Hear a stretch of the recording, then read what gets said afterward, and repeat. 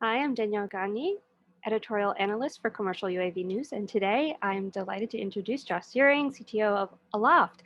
Hi, Josh. How are you doing today? Hi, Danielle. Thanks for having me. It's great to have you. And so you just announced some pretty big news that's going to redefine your company in a major way. What led you to make that choice, and what else is going to be new or different with your services or offerings going forward?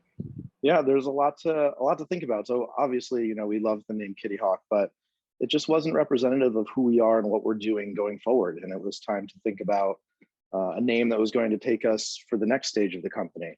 So we were thinking about, what is ultimately what we're working on, and we've been quietly amassing reams and reams of data. We have probably at this moment, over 100 years of second by second telemetry for flights. We have hundreds of thousands of users, and we've been working on amassing this massive data set that could be used to train artificial intelligence and machine learning. And we wanted to really take a moment and say, the next generation of our company is not necessarily about flight logs or checklists. This is about thinking, what does the future of airspace look like?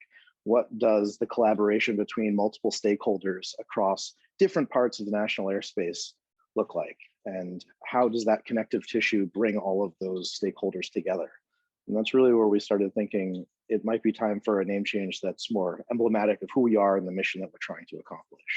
Fantastic. And I'm looking forward to talking to some of those visions for the future and what that might look like. So we've talked before with you about how feedback and public comments will shape the future of remote ID. But what has that feedback meant in terms of where we are with remote ID today? Well, remote ID it's a mixed bag right now. And there's so many different stakeholders in this process that it's difficult to really say who won and who lost. But I think that with any good negotiation, if anyone leaves the table thrilled, there was not very good negotiation happening. So ultimately, you saw modelers kind of lose a little bit of ability to go and fly wherever they want. Obviously, the quad people are happy. Law enforcement's kind of happy. They don't get the God mode view of every flight happening in the United States that maybe they were looking for, and the modeling contingent, of which I am one, by the way, still a degenerate model airplane addict, but certainly they now have to look at FAA approved flying sites and different kind of restrictions there, or equipping their aircraft with a remote ID kind of little doodad. But really, those are not too big of an overhead for people who love this hobby. It's one of those things. I used to drive, 2 hours to go fly one of my big model airplanes, and didn't even faze me. So certainly, it's good for everyone involved, but it's not great for everyone involved. Yeah, I agree. Remote ID was definitely a compromise, and in some ways, you talked about how remote ID is the drone industry's olive branch to anyone unfamiliar with how drones are being lawfully operated. But how has that olive branch been received? In what way do you envision it will define how the industry and individual operators can move forward? Well, I don't think that remote ID should be thought of as this big, for lack of a better term, it's not a stone tablet from a mountain. Certainly, it is not in stone. It is a amorphous thing that is being constantly reconsidered. And especially when you consider an industry like aviation, like drones, like advanced air mobility, that's a constantly evolving technology. And because of that, there's never going to be stasis where everything is just perfect all the time. We have to keep advancing the technology. And just like we've seen in the last, call it 15 years of, great, I want to put my entire life online and I want to sell that to advertisers and I want anyone to have access to it, all the way to now where there's a service that you can go pay money to that will take your life offline and remove remnants of you from the internet. I think we're going to see a natural progression of more information and more carefully disclosed information, and more stakeholders being able to select who gets access to what. And ultimately, that's going to be really good for the industry. And it's going to allow more people to have more control over the information. And at the same time, it's going to add more transparency into the national airspace for the people that need to have it. Absolutely. And I love that you brought up that idea of that it's not amorphous. I mean, even in the remote ID rule itself, it kind of left the door open for other solutions, network solutions that are going to give us that ability to choose what and where and why our information is being shared with the public. Yeah, and one of the interesting things that we saw at Aloft was our customers fundamentally were looking to share more information over and over again. It was, hey, we want to share more. And sure, there's a means of compliance, and there's a very narrow definition of that means of compliance. But ultimately, we see remote ID in a network form already taking hold. We have customers who are looking to have remote identification on a network basis across their internal network. And that's really some of this, where you're seeing some of this nomenclature that Aloft is using about, see, it's old habits die hard, but we're moving forward. That Aloft is using around what is an enterprise UTM? Well, in the absence of a giant, big nationwide UTM or worldwide UTM, the enterprise UTM is really the starting point. And that's going to allow companies to understand what's happening in their airspace and understand who's operating, what they're doing, and how to tap into that data and move it back into the organization for insights. Because of that, we think that this idea of the enterprise UTM is really a great first step towards creating that much larger interoperable UTM. Absolutely. And overall, are you hopeful about how remote ID will impact the future of commercial drone adoption in the enterprise? Am I hopeful? I'm not only hopeful, I'm optimistic and bullish. Remote ID is a great first step towards that UTM vision of the future. And without it, there's a lot of questions. The more that we remove questions and we remove this ambiguity as to what that operation's doing or who's flying where or what is that drone collecting, once we remove that ambiguity, suddenly this new technology is much more approachable, both to law enforcement, key stakeholders, and the public at large. This is an incredibly important development. And even though the first iteration of remote ID left things to be desired for almost everybody in the room, it is a great starting point that will allow us to move forward. And people who understand what this technology can do and what network ID is capable of today, they're already implementing it. They don't need to wait for regulations. They're getting the benefits of it right now. And in the context of remote ID, you talked about how software can quickly and cheaply scale to fill all kinds of needs. How will this ability impact enterprise stakeholders that are considering or working through the adoption of drone technology for their organization? That's a great question. One of our key and obviously most important points of helping our customers adopt and scale drone programs is these are flying Linux computers. That's a scary concept to bring into your organization, and even a scarier one to be responsible for. So if you want to understand what's happening in your organization at scale across your country, across your campus, across your office, you have to have a way to understand who's operating what and why they're operating it. So a great operations management platform that helps your team operate safely and compliantly. So they're following the checklist, they're doing risk assessments. Even before they get into the air, they've started to mitigate risk. And then while they're flying, having the real-time information of other things happening around them, whether that's other operators, real-time ADS-B traffic, or key environmental factors that may be affecting their flight. And then having people in charge being able to understand what operations they're responsible for and are happening beneath them in the organization are all key to having a drone program that is both scalable, compliant, and most importantly, safe. So as we start to understand what remote ID can do and how that needs to change and augment as technology advances, how do you envision conversations about remote ID and how will they be defined in the future? So I like to think of it, history doesn't repeat itself, but it certainly does rhyme. And we've seen this where your cell phone's a great example. Your cell phone has a unique identifier called an IMEI code that is essentially tied to you. Now your IMEI code is walking around on your person, being tracked by 4, 5, 6 different cell towers, all triangulating your position at any given moment. Now, not just anybody has access to that data. You have to be extraordinarily privileged to have access to that data, but it still exists. And you've seen, in the past, there was nefarious apps that would say, hey, can we turn on your location so we can give you restaurant recommendations? Then they follow you around the city. But that's not the case anymore. And people are understanding what can be done with this so-called metadata. And it's important to think that there's a lot of opportunity for remote ID to get it right on the first try. We're taking an iterative approach, right? This is not just, all right, everybody's going to get everything all at once and that's it. We're closing the door, no more regulation. This is a really nice iterative approach, and it's taking into account a lot of feedback, right? There was over 50,000 comments on the NPRM. Right. That's a that's a non-trivial amount of people who had a strong opinion on this.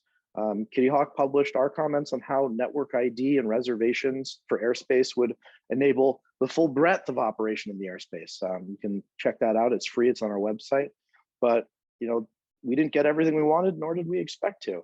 But it's important to think that remote ID has the potential to unlock almost every type of operation, given that every stakeholder is able to get the information they need to be okay with that operation. Well said. Your team has laid out a detailed understanding of map layers by color on Before You Fly and air control platforms. But what can you tell us about the need and impact of this sort of nuanced explanation of Before You Fly? So at Aloft, Before You Fly is one of our favorite projects. We work on it directly with the FAA, and they're obviously huge proponents of airspace safety, and so are we.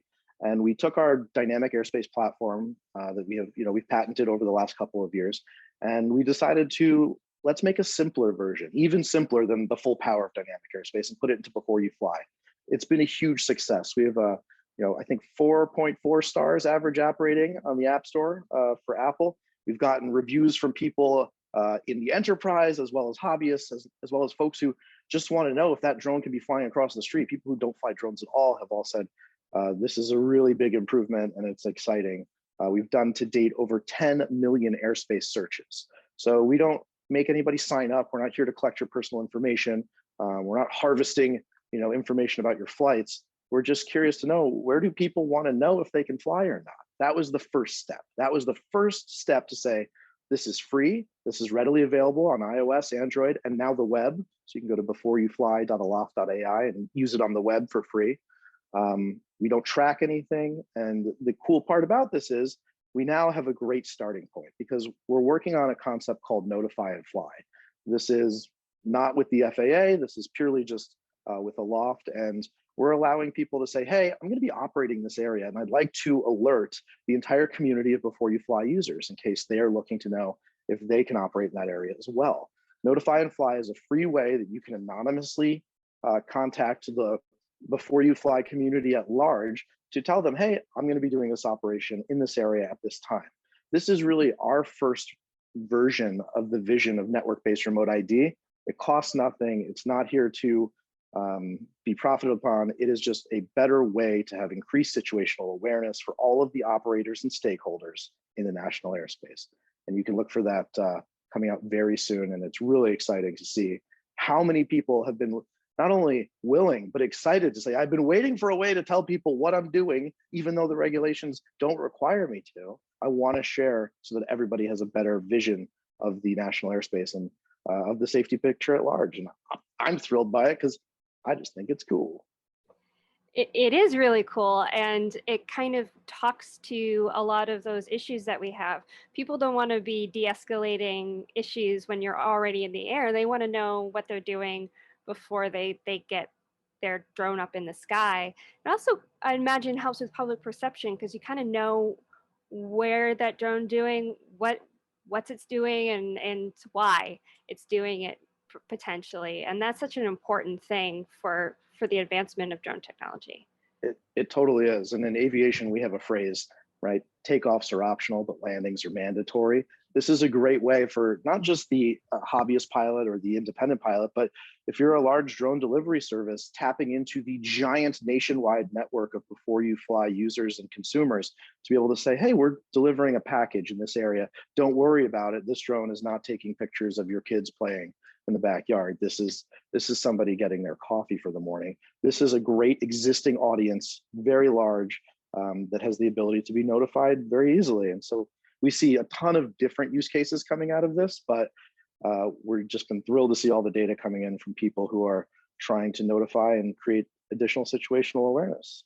It's really exciting to be able to see data actually having actionable results like that, and learning more as you collect that data about what you can do with it. How do you see Before You Fly changing or evolving in the short and long term?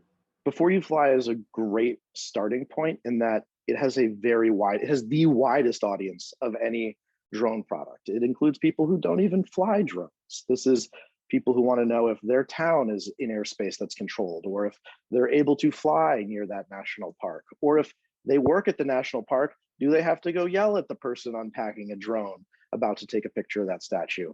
This is all very important work, and it's far reaching. So it's not just the aviation nerds like me who want to go fly. It's everybody who's essentially having to either be a stakeholder or help the stakeholders of the national airspace. So that's a really good starting point. But the future of Before You Fly is really exciting, where now we have the ability to say, boy, wouldn't it be nice if somebody were to say, all right, we're going to be doing an advanced operation here. We're filming a movie. It's going to have real helicopters filming car chase. Well, that's pretty important, but you may not be able to get a TFR for it, a temporary flight restriction from the FAA in time. But filming's happening anyway. It's all Class G airspace. This is a problem, right? Who's really in charge of this? Well, what a great way to be able to put the word out that we're going to have low-flying aircraft in the area to everybody who uses Before You Fly. Now there's a single source of truth that has the airspace, the federal airspace. We're working with a number of municipalities on local airspace. For example, San Francisco just put in all of their parks, which do not allow people to operate their drone from inside of the park. And that is now all available on Before You Fly. We're working with a number of other municipalities about bringing those data sets in. So there's a singular source of truth that as a drone pilot, as a community member, as a government employee, you can look at this one place that is available and has a huge audience and be able to work forward from that information. So the future is coming, and we're just getting started with the capabilities of this application. So how does the future of UTM impact the present of the airspace? And are you concerned that we sometimes get caught up in the future possibilities of UTM rather than the practicalities that enterprise users need to sort through in the present time? Absolutely. I feel like UTM is that lottery ticket that you just know is going to hit, but the drawing is 3 years away. And there is a lot of that happening where there's UTM promises left and right. This is why at Aloft, we started from the ground up. We started with an Enterprise UTM. Just the same way that you wouldn't want to go build the internet, you'd want to wire up your office first. Let's start there. We're starting from a bottom-up approach that's ultimately going to allow interoperable UTM partners to all communicate and talk securely in a federated system across the national airspace. But let's start within your organization. This is a fundamentally different approach than a lot of other people have taken in the industry, but we think it's the correct one. And as we think about, all right, the promise of UTM, well, we're realizing that promise today. We're not realizing it at a grand scale, but the utility for any given user of an enterprise UTM is still extraordinarily high. And moreover, it's not likely that you're going to have low-flying aircraft across your office campus in the future of the great big UTM that you're not going to know about it. So we're going to have more information at a bigger scale, but it doesn't diminish the value of the information that we're able to help stakeholders get today from their enterprise UTM implementations. Regarding the future of like UTM as a whole, I'm actually very, very bullish and emboldened by what I see happening with the urban air mobility and advanced air mobility space. When I look at these advanced aircraft getting type certifications and becoming certified, and wow, we're just a couple years away from having a certified air taxi from, and pick your brand. I don't have a horse in this race, but there's a number of competing companies with each other that are going to have a certified aircraft. Well, that's really exciting. That brings low altitude aviation operations right to the forefront with a certified aircraft. That all is going to have to be interoperable with the UTM drone future. And as we see crewed versions of those aircraft start to proliferate, we're going to have to figure out ways to make them interoperable with the uncrewed drone aircraft that will eventually be also proliferating those airways. The only way to do that is by bringing everybody together under a universal traffic management system. And I'm really bullish that I didn't think it would go this direction, where a crewed certified aircraft would help the tipping point for universal traffic management. But in this way, it certainly does look like that could be a really great impetus for creating this UTM future.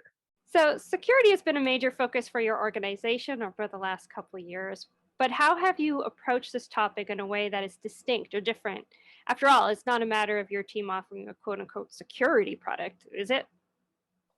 No, certainly not. Security is not a product at Aloft, and certainly it's not a product that's going to slow down your drone and make it fly not as fast and eventually make your drone completely unusable, right? Security products get a very, very bad name in the IT industry.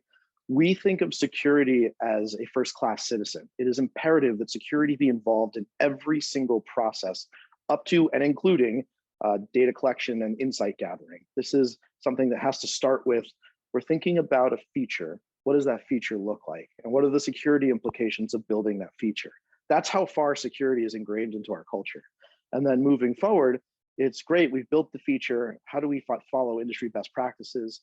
And moreover, we actually go through audits. So we just finished our SOC 2 Type 2 audit. This is an industry standard audit that people come in, they look at how Aloft is handling security. They look at how we're working on different processes and controls to be able to manage, mitigate, and accept risk in a responsible fashion. And at the same time, we did an ISO 27001 audit. Aloft is one of a few companies that is taking it this seriously. And we think that security has to be ingrained in everything we do because of the type of work that we do.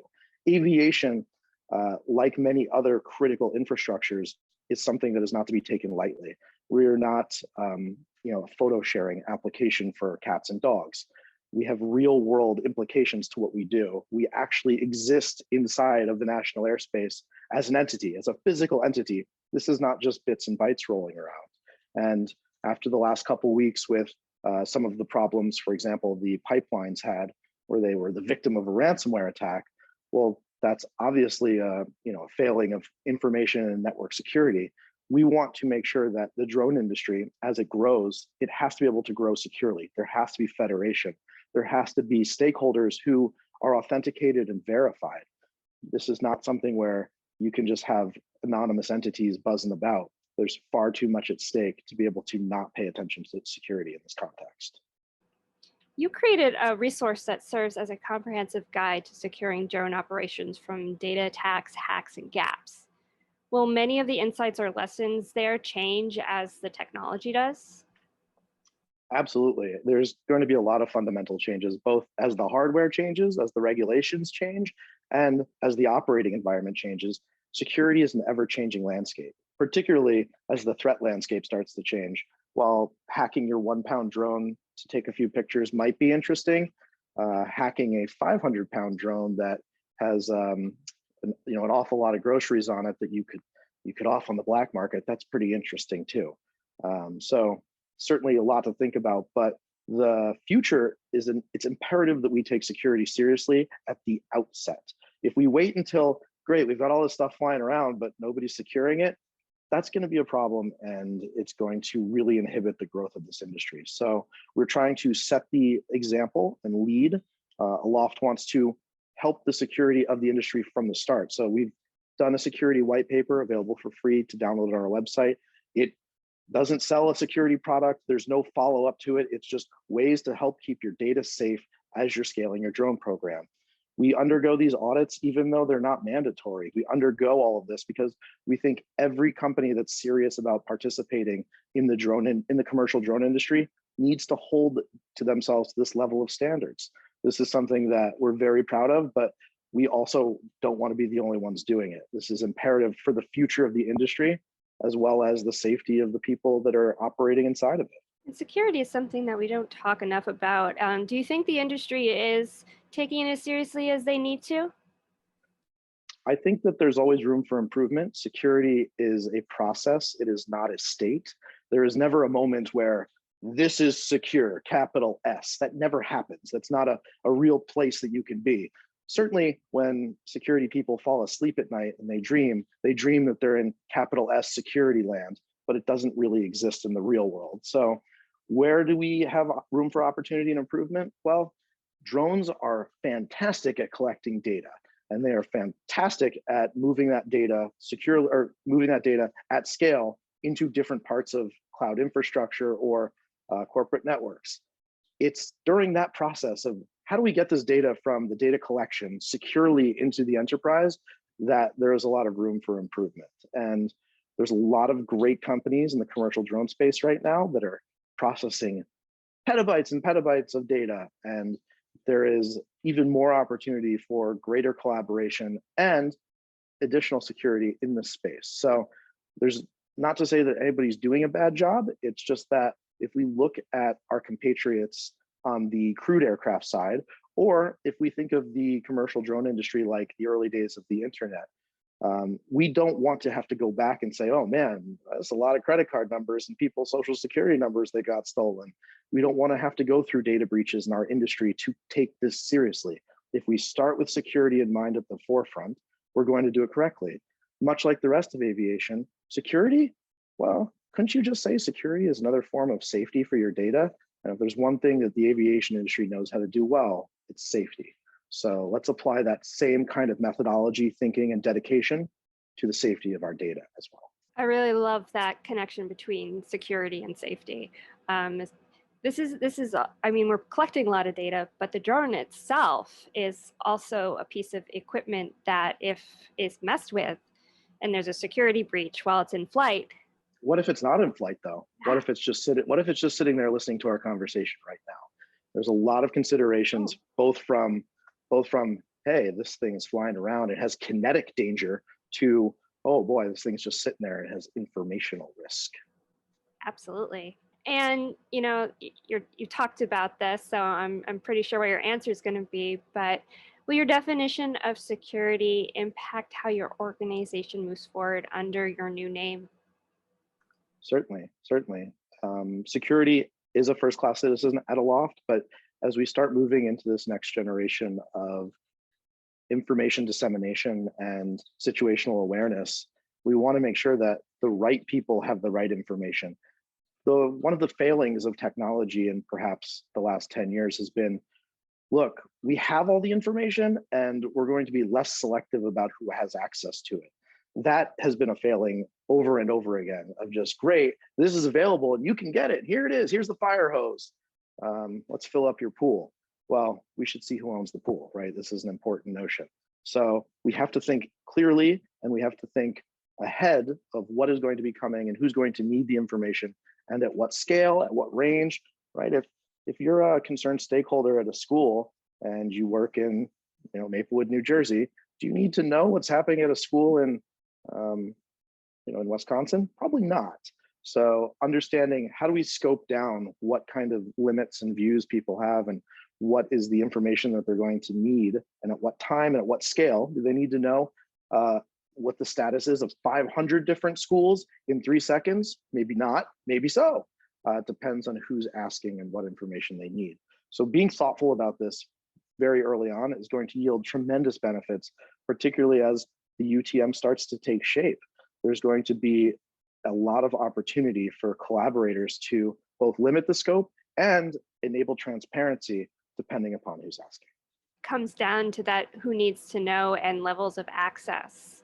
And it's really something that is a no-brainer when you look at the rest of the technology that's out there. They've all had to adopt that kind of mentality, and we should be learning from them. What has you especially excited about the future of the drone industry as a whole? I'm in particular excited about starting to reduce the ratio of pilots to aircraft. And that is really the key metric of moving forward into the autonomous future. I want to be a dinosaur. I love flying model airplanes. I love flying real airplanes. I love flying drones. But I will be the first to say that if I'm still flying the drone with my thumbs in 5 years, something has gone terribly wrong. We want to have as much autonomy as possible. Now, if I'm looking at a screen and I'm flying 5 drones or watching them fly, that is a success in my mind. So we want to increase the ratio of drones to pilots. And ultimately, we want that to become such a high number that any given drone can operate almost by itself all of the time. And it has the informational awareness, it has the connectivity, it has the identification and the security to be able to collect the data it needs to make decisions. It has the connectivity to be able to alert other people as to its actions. And it has the intelligence to be able to conduct those operations without the need for some nerd like me moving the sticks with his thumbs. Because we talk about this a lot as something that we all look forward to in the future. What's the value in being able to have someone kind of sitting back, watching these drones gather data? What does that bring to the enterprise? I think the enterprise will not know about it. That's the greatest part about it is, all right, the end result is better decisions made faster and for less money. That's the end result. That's the dream. It doesn't matter that drones are involved. Drones are just going to be delivering that dream. one of the many things they'll be delivering in the future. The autonomous future for drones has such potential and opportunity, not just given that, great, I can get a cup of coffee if I don't want to leave my house, or I'm going to be able to, take a picture of my roof. That's just the start. The potential for autonomous drones to operate at scale, and I mean scale like a utility. When you turn on the water comes out. You don't need to know where it's getting pumped from, and boy, I don't have to go dig a well. That's a utility level scale. Drones are going to have that ability to collect data. And once that happens, the economy of scale starts to factor in, and prices drop, availability goes up, and now enterprises are able to get that decision-making quality data faster, act on it, and for less money. Efficiency goes up, and the autonomous future arrives. It is an exciting place. Combine that with the rapid advances in urban air mobility and advanced air mobility, we're going to have a renaissance for the first time in 117 years for low altitude aviation. This is going to be a fundamental change from, instead of bigger and higher and faster, no. We're going to go smaller and lower and more frequently. And this is going to be an amazing shift that is going to happen over the next few years. All of it powered by UTM, all of it powered by the autonomous future, and all of it powered by intelligent connectivity with awesome artificial intelligence behind it. Fantastic. And if there's one thing, we've talked a lot today, so if there's one thing you want people to know about what the future of your organization looks like under this new name, what would it be? I would pick one word: programmatic. We are extremely proud of our delightful user interfaces. We're powering over 50% of the Lance authorizations in the United States today using our the Aloft applications. We're really proud of that, and people are pushing buttons and they like the flow and it's easy to use. That is not the future. The connective tissue for the future of connected aircraft and autonomous drones is going to be programmatic. Aloft is building that next generation of programmatic connective tissue to allow those aircraft to have the authorizations, to get the situational awareness, to move across the airspace intelligently, such that they're able to complete their mission cost effectively and, most importantly, safely. So look for changes, look for new products. There's some really exciting stuff coming out on the programmatic forefront that we just can't talk about yet, but it's on the way. And we're really excited to be able to show that off when the time is right. But for now, Aloft.ai, that is our new name. We're super proud of it. We think that it is going to be very, very emblematic of the future of what we're building. Well, I'm really excited to see where Aloft takes us into the future. Thank you, Josh, for joining me today. Thanks, Danielle.